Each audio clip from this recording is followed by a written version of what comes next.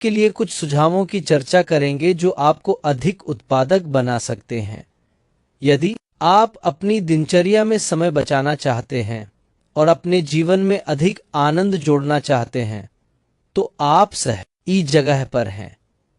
गांव के बीचों बीच एक बड़ा मकान था। उसी में 7 बहन भाई रहते थे। समय के साथ 3 भाइयों और 2 बहनों की शादियां हो चुकी थीं। अब केवल 2 भाई रह गए थे, बड़ा भाई टीटू और सबसे छोटा मोहन। टीटू नौकरी के लिए बाहर रहता था। मोहन घर पर ही रहता, पर धीरे धीरे उसकी आदतें बिगड़ने लगीं। मोहन की हरकतें और शादी एक दिन गांव वाले घर पर आकर बोले, वो तो तुम्हारा छोटा बेटा रोज गलियों में लड़कीबाजी करता है, आज नहीं सुधरेगा तो कल बदनाम कर देगा, इसकी शादी कर दो। घर वाले परेशान हुए। उन्होंने मोहन को बुलाकर डांटा। मोहन तुनक कर बोला, जब मेरी शादी नहीं कर रहे तो मैं तो यही करूंगा, मुझे तो यही रास्ता सही लगता है। घर वाले बेबस थे। उन्होंने बड़े बेटे टीटू को फोन किया, बेटा, मोहन की हरकतें गांव में बदनामी करवा रही हैं, हम सोच रहे हैं इसकी शादी कर दें। फोन के उस पार टीटू चुप हो गया, फिर बोला, मैं बड़ा हूं, पहले मेरी शादी होनी चाहिए, छोटा बाद में। पर घर वालों ने समझाया, बेटा हालात को देख, अगर अभी इसका घर न बसाया तो लोग उंगली उठाएंगे। टीटू ने लंबी सांस ली, ठीक है, इसकी शादी कर दो। कुछ ही महीनों में मोहन की शादी हो गई। साल भर में उसका एक घर एक बेटा भी हो गया। टीटू की शादी की बारी। अब टीटू ने कहा, अब मेरी भी शादी करा दीजिए, मैं भी उम्र में बड़ा हो गया हूं। घर वालों ने बेरुखी से कहा, हमारे पास कुछ नहीं है, सब खर्चा तो मोहन पर कर दिया। टीटू ने तड़प कर कहा, बाकी सबकी शादी घर मकान बेचकर हुई, मेरी क्यों नहीं? सबके लिए पैसा निकला, मेरे लिए क्यों नहीं? घर वालों ने मुंह मोड़ लिया। टीटू ने खुद एक लड़की पसंद की और घर वालों से कहा, मैं इसी से शादी करना चाहता हूं। अगर आप पैसा नहीं दे सकते तो कम से कम मेरा हिस्सा दे दीजिए। घर वालों ने अनमन ए ढंग से हामी भर दी। टीटू गांव आया और अपनी पसंद की लड़की से शादी कर ली। मकान पर विवाद। शादी के कुछ दिन बाद टीटू ने कहा, अब सबका बंटवारा हो गया है तो मेरा हिस्सा भी खाली कर दो। भाई हंसते हुए बोले, हम क्यों खाली करें, तेरा हिस्सा यही रहेगा। टीटू ने पत्नी से कहा, जब तक हालात सुधरते नहीं चलो बाहर किराए पर रहते हैं। पत्नी ने हामी भरी।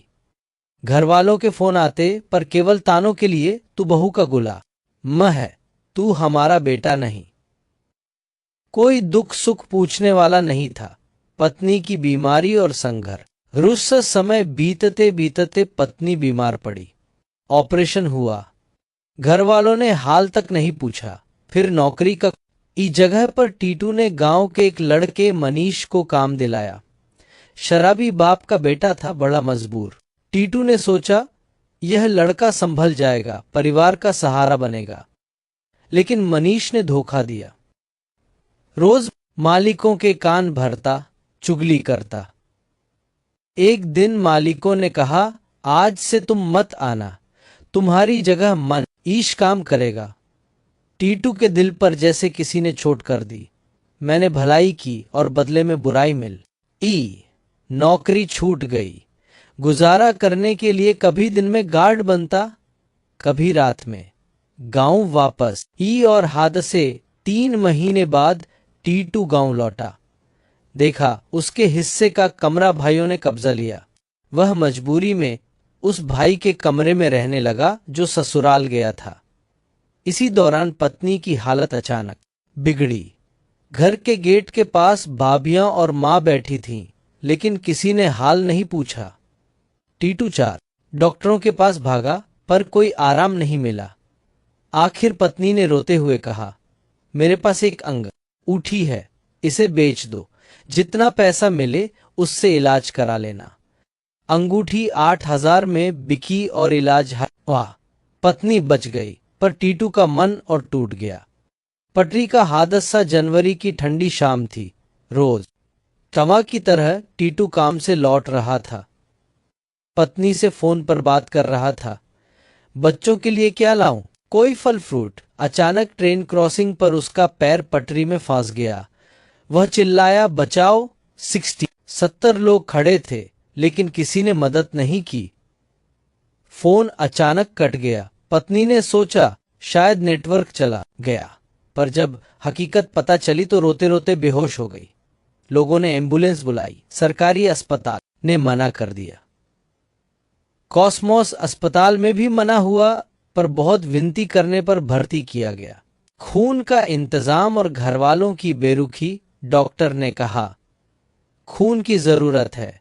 टीटू के भाइयों ने कहा हम खून नहीं देंगे। ससुराल और रिश्तेदारों ने इंतजाम किया। 13 बोतल खून जुटाया। ससुराल व आलों ने खुद खून दिया। घरवाले उल्टा ताने देते, ये सब तेरी बीवी ने करवाया है, अब भुगत। बहन का घर और ताने। इलाज के बाद बहन ने कहा चलो भाई मेरे घर रह लो। टीटू 15 दिन बहन के घर रहा। फिर ताने शुरू। हमारे घर का खर्चा बढ़ गया। 1 महीने में 6 सिलेंडर खत्म हो जाते हैं, हम कहां से लाएं? टीटू ने पत्नी से कहा अपनों से पराया होना शायद यही होता है। फिर किराए के मकान में चले गए। पत्नी ने मेहनत करके काम संभाला। बीमारी का सिलसिला। घरवालों ने फोन पर कहा हमने तुझे जमीन से अलग कर दिया है, तू हमारा बेटा नहीं। टीटू के गले में गांठ निकल आई। 7 महीने इलाज चलता रहा। पत्नी सुबह से रात तक काम करती, इलाज करवाती, कागज बनवाती। न कोई भाई आया, न ससुराल वाला। टीटू बार बार सोचता परिवार वही है जो दुख सुख में साथ दे, बाकी सब इर्फ नाम के रिश्ते हैं। सीख भाई बहन माँ बाप सब साथ छोड़ सकते हैं। सच्चा साथी केवल जीवन साथी होता है। परिवार वही है जो मुसीबत में खड़ा हो। अपनों से छोट सबसे गहरी होती है। दोस्तों यह हमारी रियल कहानी है। अगर ये आपको हमारी ये रियल कहानी पसंद आई तो प्लीज़ लाइक शेयर सब्सक्राइब और कमेंट ज़रूर करना। प्लीज़ दोस्तों सपोर्ट करना। मैं एक विकलांग व्यक्ति हूँ, मुझे आप लोगों के सपोर्ट की ज़रूरत है।